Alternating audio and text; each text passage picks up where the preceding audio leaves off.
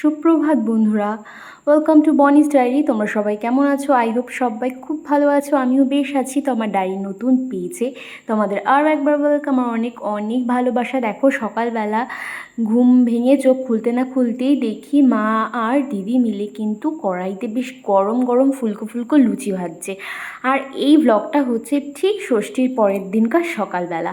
তো দেখো যেরমটা বললাম, মা আর দিদি মিলে কিন্তু সকালে সবার জন্য ব্রেকফাস্ট রেডি করতে শুরু করে দিয়েছে। আর আমি এই জাস্ট ঘুম থেকে উঠলাম, পাপান এখনও আর তোমাদের দাদাভাই এখনও ওঠেনি। তো দেখো আমি ফ্রেশ হতে যাব, তার আগে একটু বসলাম, দেখি দেখো সবাই কিন্তু ব্রেকফাস্ট শুরু করে দিয়েছে। আমাদের জন্য ওয়েট করছিল, আর আমরা অনেকটাই লেট করে উঠেছি। তো এইদিকে দেখো আমাদের কিন্তু এই মিনিটাও লুচি খাচ্ছে সবার সাথে। তো ফাইনালি আমি ফ্রেশ হয়ে এসে আমি ব্রেকফাস্ট নিয়ে নিলাম। তো দেখো আজকে ব্রেকফাস্টে ছিল লুচি আর ঘুগনি। তারপর অনেকটা বেলা হয়ে যাওয়াতে খুব গরম যেহেতু পড়েছে, তাই আজকে আবারও কিন্তু বাড়ির সবার জন্য লস্যি বানিয়ে ফেলেছিলাম। আর আজ কিন্তু আমাদের লাঞ্চে হয়েছে হাঁড়ি আর মাংস। দেখে আই থিঙ্ক বুঝেই গেছো যে কী রান্না হতে চলেছে। তো ভাতটা আর মাংসটা আমি রেডি করে নিয়ে এবার কিন্তু এই হাঁড়িটা দেখে বুঝতেই পারছো কি রান্না হতে চলেছে।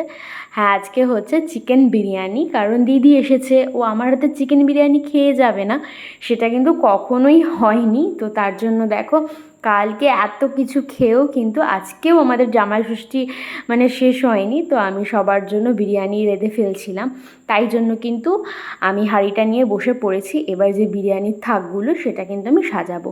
তো প্রথমেই দেখো হাঁড়িটাকে ভালো করে ঘি মাখিয়ে তার মধ্যে নিচে কিছুটা ঝোল আর মাংস দিয়ে আমি কিন্তু ভাতগুলো দিয়ে দিলাম। আর ভাতগুলো না ভীষণই গরম ছিল, আমার আঙুলে ছ্যাঁকা লাগছিল। তোমরা আই থিঙ্ক দেখলে বুঝতে পারছো আমি হাত দিয়ে নিতে পারছিলাম না, তাই কিন্তু মানে হাঁড়িটা একটু ঢেলে ঢেলে নিতে হয়েছে। তো দেখো আমি একটা লেয়ার কিন্তু সাজিয়ে ফেললাম। অনেকগুলো লেয়ার সাজাতে হয় বিরিয়ানিতে, যতগুলো লেয়ারিং করবে ততটাই কিন্তু বিরিয়ানিটা খুব স্বাদের হয়। বিরিয়ানির মধ্যে কিন্তু সব কিছু ঢোকে। কোনো একদিন একটা কোনো আলাদা কোনো রান্নার ভ্লগে কিন্তু আমি অবশ্যই তোমাদেরকে আমি কিভাবে বিরিয়ানিটা করি সেটা কিন্তু অবশ্যই দেখিয়ে দেবো। তো দেখো লেয়ারের পর লেয়ারিং করি কিন্তু আমার বিরিয়ানি হাঁড়িটা প্রায় মোটামুটি সাজানো কমপ্লিট। এবার একদম ওপর দিকে লেয়ারিংয়ে প্রায় চলেই এসেছি। এই লেয়ারিংটা করার পর আরও একটা লেয়ারিং করলেই কিন্তু আমার আজকের বিরিয়ানির হাঁড়িটা সাজানো ডান। তোমরা কারা কারা চিকেন বিরিয়ানি খেতে ভালোবাসো অবশ্যই কিন্তু কমেন্ট বক্সে জানিও। আমরা তো বিরিয়ানি খেতে খুবই ভালোবাসি, আর বিশেষ করে আমার দিদি আমার হাতের বিরিয়ানি খেতে ভীষণ ভালোবাসে। আমার দিদি কেন, আমাদের বাড়ির সবাই, তোমাদের দাদা ভাই, বাবা মা, এমনকি আমার পুকু সোনাও কিন্তু আমার হাতের চিকেন বিরিয়ানি খেতে খুব ভালোবাসে। তো মানে বিশেষ করে দিদি আর পুকুর জন্যই কিন্তু করা। তো দেখো তোমাদের সাথে গল্প করতে করতে মোটামুটি কিন্তু আমার বিরিয়ানির হাঁড়ির প্রত্যেকটা লেয়ারিং কমপ্লিট। এবার জাস্ট একটু ফিনিশিং টাচ দিতে হবে। তো যেটুখানি ঘি অবশিষ্ট ছিল সেটা কিন্তু আমি একদম লাস্ট লেয়ারে শুধু ঘি দিয়ে দিচ্ছি। আর কি দিয়ে দেবো তোমরা ভিডিওটা দেখতে থাকো। আর ঘিটা বিরিয়ানিতে ঠিকঠাক না পড়লে কিন্তু বিরিয়ানির যে একটা ফ্লেভার ওটা কিন্তু ঘিতেই মানে জমে ভালো। যদি ঘিটা খুব ভালো হয় না, বিরিয়ানিটাও কিন্তু খুব ভালো হয়। তো দেখো দুধের মধ্যে আমি বেশ কিছুটা বিরিয়ানি মশলা যেটা হয় সেটা কিন্তু মানে গুঁড়ো মশলাটা সেটা গুলে রেখেছিলাম। আর দুধের মধ্যে একটু ফুড কালার মিশিয়ে রেখেছিলাম। এখানে তোমরা কেশরও ভিজিয়ে রাখতেও পারো গরম দুধে। তো আমার কাছে কেশর অ্যাভেলেবেল ছিল না, তার জন্য কিন্তু আমি একটু ফুড কালার মিশিয়ে নিয়েছিলাম। আর কিন্তু দিয়ে দিয়েছিলাম যা যা লাগে, গোলমরিচের গুঁড়ো। তোরা এই স্নান করে এলাম এই গরমে, তোমরা সব কি করছো অবশ্যই কমেন্টে জানিও। আমরা এখনো বাড়ি যাইনি, আজকে যে যার বাড়ি যাওয়ার পালা। আমি কি করি দেখি, আমার থাকার ইচ্ছা আছে কিন্তু যা গরম বাড়ি চলে যাওয়াই শ্রেয় মনে হচ্ছে। তো এই জাস্ট স্নান করে এলাম আর বিরিয়ানি রান্না করছি দেখলেই তো। আর দিদি এসছে, আমার হাতে চিকেন বিরিয়ানি খাবে না সেটা তো হয় না, ওর আবদারেই আমার চিকেন বিরিয়ানিটা করা মানে করি আমি। তো চিকেন বিরিয়ানিটা আমার প্রিপেয়ার্ড হচ্ছে, রেডি হচ্ছে, গ্যাসে বসিয়ে দিয়ে আমি স্নান করতে চলে গেছিলাম। স্নান করে এলাম, ওদিকে ওই ঘরে পাপান আর পুকু কুলারের তলায় বসে বসে টিভি দেখছে। আমি জাস্ট স্নান করে এলাম, নিজেকে একটু কেয়ার করব।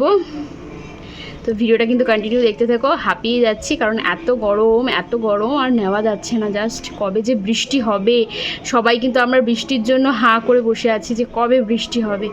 উফ, আর পারা যাচ্ছে না গরম, মানে এত মানে টেম্পারেচার বেশি না কিন্তু এতটাই ফিল হচ্ছে কেমন একটা যেন সেই ভ্যাপসা টাইপের গরম হয় না, মানে বাতাসটা ভারী, একটা গরমে একটা বাতাস ভারী, ওরকম মনে হচ্ছে যেন সেই আগুন জ্বালালে খুব কোথাও আগুন লাগলে পাশে দাঁড়ালে যেমন তাপটা লাগে সেরকমই হচ্ছে। খুব কষ্ট হচ্ছে গরমে। তো ভিডিওটা কন্টিনিউ দেখো।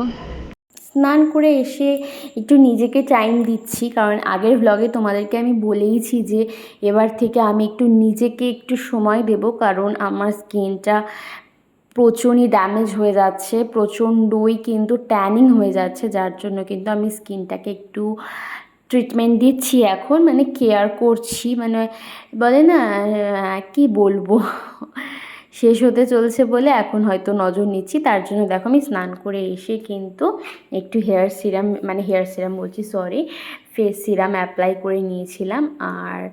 আর করেছিলাম কিন্তু ফেস সিরামটা স্কিনে ভালো মতো অ্যাবজর্ব করিয়ে নিয়েছিলাম ড্যাব ড্যাব ড্যাব ড্যাব করে। তারপরে কিন্তু আমি একটু মানে ফেসে হচ্ছে ক্রিম ইউজ করব, ডেলি ইউজের ক্রিম।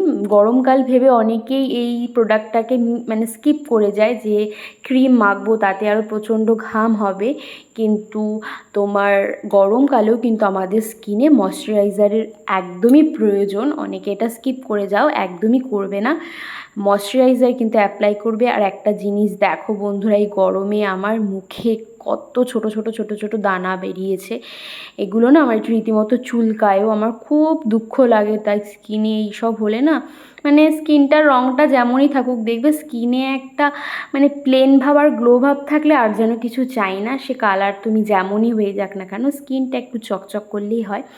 তো বললাম না আমার স্কিনে অনেক কিছু প্রবলেম দেখা দিয়েছে, যার জন্য কিন্তু আমি এখন স্কিনটাকে একটু যত্ন নিচ্ছি। হয়তো আরও আগে থেকে স্কিনটাকে যত্ন নেওয়া শুরু করলে না, হয়তো আমার স্কিনটা এতটা ড্যামেজ হয়ে যেত না, এতটা খারাপ হয়ে যেত না। এখন কিন্তু দেখে মনটা ভীষণই খারাপ লাগে। তো যাই হোক, আমার স্কিন কেয়ার তো কমপ্লিট। তারপরে দেখো চলে এলাম, বিরিয়ানির হাঁড়িটা রেডি হয়েছে নাকি, তো এসে দেখলাম পুরো বিরিয়ানির হাঁড়িটা রেডি, তাই উনুন থেকে নামিয়ে নিয়ে চলে এলাম। তারপরে মা বললো তুই রেঁধেছিস যখন তুই সবাইকে সার্ভ করে দে। তো আমিও দেখো মার কথা মতো কিন্তু বসে পড়েছি। আর জানোই তো আমি বিরিয়ানি হলে আমিই সার্ভ করি, আমার হাত থেকেই ওরা বিরিয়ানি খেতে ভালোবাসে, যেমন আমার হাতের রান্না। তো আমিও বিরিয়ানিটা ভালোভাবে মিক্স করে কিন্তু সবার পাতে পাতে দিয়ে দিচ্ছিলাম।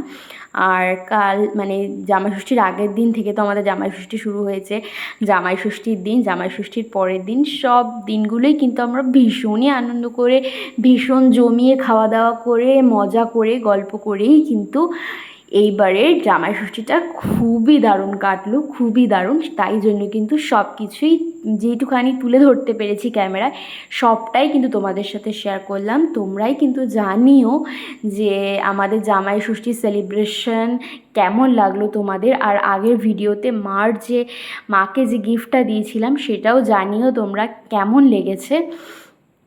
তো দেখো আমি এক এক করে কিন্তু বিরিয়ানিগুলো বেড়ে দিচ্ছি, আর সবাই ওয়েট করছে, সবাইকে বেড়ে দেবো, তারপরে সবাই কিন্তু লাঞ্চ করতে বসবে। এদিকে দেখো আমার পুকুসোনা বসে গেছে, এখানে সঞ্জয়দা খাচ্ছে, এখানে দিদি খাচ্ছে, আর বাইরে হচ্ছে বাবার মা খাচ্ছে। তো ফাইনালি আমারও খাওয়া দাওয়া হয়ে গেছে। তারপরে চলে এলাম একটু রেস্ট নেব বলে, আর প্রচণ্ড যা গরম পড়েছে আর কোনো উপায় নেই, তাই কুলারে জলের সাথে সাথে দেখো কিছু আইস কিউবও দিয়ে দিচ্ছি। আইস কিউবের জায়গাটা ওপরে আছে, এখান দিয়ে হচ্ছে জল ঢালে, বাট তাও আমি এই জায়গা থেকে আইস কিউবটা অ্যাড করছি, আমার আর ওপরের চেম্বারটা খুলতে ইচ্ছা করছিল না। তারপরে দুপুরে একটু রেস্ট নিয়ে তারপরে বিকেলবেলা দেখো দিদিরা কিন্তু বেরিয়ে যাবে, তাই কাল তো একটা আইসক্রিম খেয়েছি, আরও একটা বার ছিল যেটা কেটে কিন্তু সবাই ভাগ করে আমরা খেলাম। আর দেখো এদিকে পুকু সোনার তো ভীষণ অভিমান হয়েছে, আমাদের কারোর সাথে কথা বলছে না। কারণটা বলো কি বলো তো, ও অ্যাকচুয়ালি বাড়ি যেতে চায় না, ওর একদিনে হচ্ছে দিম্মি বাড়িতে পোষাচ্ছে না, ওর আরও দুদিন থাকলে ওর হ্যাপি হয়ে বাড়ি যেত। তো কিছু করার নেই, পড়াশোনা আছে, জামাইবাবুর কাজ বাজ আছে, তার জন্য কিন্তু ওরা চলে যাচ্ছে। তো আমরাও চলে যাব, আমরা রাতে যাব, ওর বাড়ি যেহেতু অনেকটাই দূর, তাই ওদের কিন্তু চলে যেতে হচ্ছে বিকেল বিকেলে। আর আমার পুকু সোনার দেখো মুখটা কি কান্না কান্না।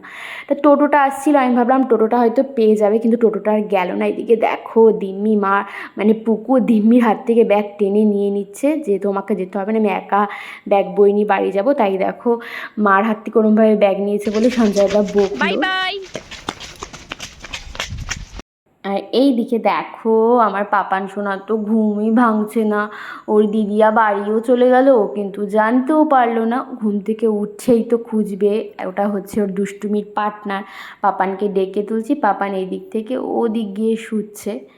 তারপরে দেখো একটুখানি রাতের দিকে মানে সন্ধেবেলাটার পরে একটু আইব্রোটা করে নিলাম। ভীষণ আইব্রো উঠেছিল, দেখতে খুবই বাজে লাগছিল মুখটা। আর তারপরেই দিয়ে দিল দেখো মা গরম গরম চা, যেটা ঠাম্মার। আমি কিন্তু গল্প করতে করতে খেয়ে নিলাম। তারপরে জানো বন্ধুরা, হঠাৎ করেই বৃষ্টি। একটু বৃষ্টি হয়েছে যে আমরা এত আনন্দ পেয়েছি, আর বৃষ্টিটা আরই হলো না। খুব দুঃখের বিষয়। তো দেখো স্ক্রিনে একটু একটু হয়তো বুঝতে পারছো। তারপরে মাকে আর বাবাকে একটু আম কেটে দিলাম, আমিও খেলাম। আর রাতে সেই দুপুরে যে বিরিয়ানিটা বানিয়েছিলাম অনেকটাই বেঁচে ছিল, এটা দিয়ে কিন্তু ডিনারটা সেরে ফেললাম। বন্ধুরা এখন কিন্তু অনেকটাই রাত হয়ে গেছে, আর আমরা কিন্তু বাড়ি চলেও এসেছি ফাইনালি। তো পাপানকে এতক্ষণ ধরে ঘুম পাড়িয়ে এলাম। প্রথমে তোমাদের দাদাভাই ঘুম পাড়িয়েছিল, ঘুম হলো না, তারপর আমি ঘুম পাড়িয়েই এলাম। এখন আমি একটু মানে ওয়াশ হয়ে নিজেকে ফ্রেশ করে তারপর কিন্তু আমিও শুতে যাব। তো চলো আজকের মতো ব্লগটা এখানেই শেষ করছি, টাটা করছি। তোমাদের ব্লগটা কেমন লাগলো অবশ্যই সেটা কমেন্ট বক্সে জানাতে ভুলবে না। আর যদি ভালো লেগে থাকে অবশ্যই একটা লাইক করে দেবে, আর চ্যানেলটাকে অবশ্যই সাবস্ক্রাইব করবে যারা এখনও সাবস্ক্রাইব করোনি। তো চলো আজকের মতো বিদায় নিচ্ছি, টাটা। দেখা হবে আমার ডায়েরির নতুন কোনো পেজে, নেক্সট কোনো নতুন ব্লগে। ততক্ষণের জন্য সবাই সুস্থ থেকো, ভালো থেকো, bye bye, thanks for watching, tata, good night.